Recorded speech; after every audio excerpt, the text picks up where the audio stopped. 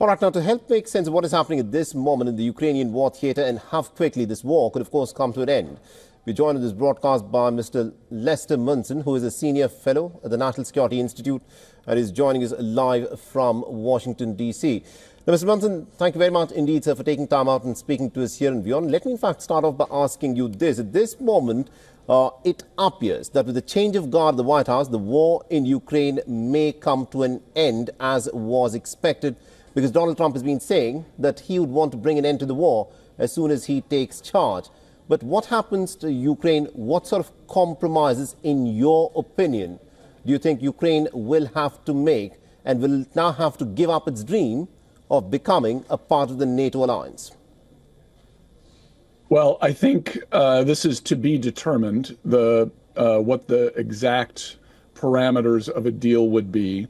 Some things that have been discussed are the territorial integrity of Ukraine. Is Ukraine willing to sacrifice some parts of its original territory from early 2014? Let's remember this war really started 10 years ago. Is it willing to go back to the original borders? Is it willing to accept a compromise? Is Russia willing to accept a compromise? What is the status of the possibility of Ukraine joining, Ukraine joining NATO? Slovakia will not decide. This will be decided elsewhere. There's already been some movement in major NATO capitals to outline a path for Ukraine to join NATO. It is unclear whether that will continue. And I think what the president-elect, Donald Trump, is trying to do is maximize his negotiating leverage and flexibility. So I think it would be foolish to rule out anything at this point. We may know more in a couple of months.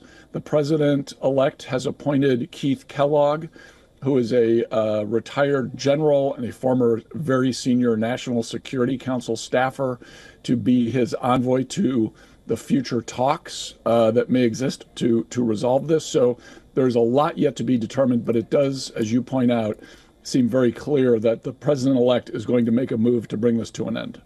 And also considering the fact as to how Donald Trump views the NATO military alliance, where he's been saying repeatedly when he was president and since then that Europe must do for its own security. That means the NATO military alliance as it currently exists would already weaken irrespective of whether Ukraine becomes a part of it or not. So in your assessment, do you think the European nations would be making a mistake if they were to rely on the United States for its umbrella for security? Well, I don't agree with your premise, I must confess. I think the things that But that is precisely what Donald Trump has been saying. He's been saying that Europe has to do more for its own security. I hope you agree with that.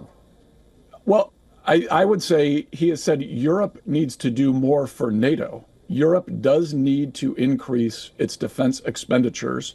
There is a requirement under NATO agreements that each country spend at least 2% of its economic might on defense spending.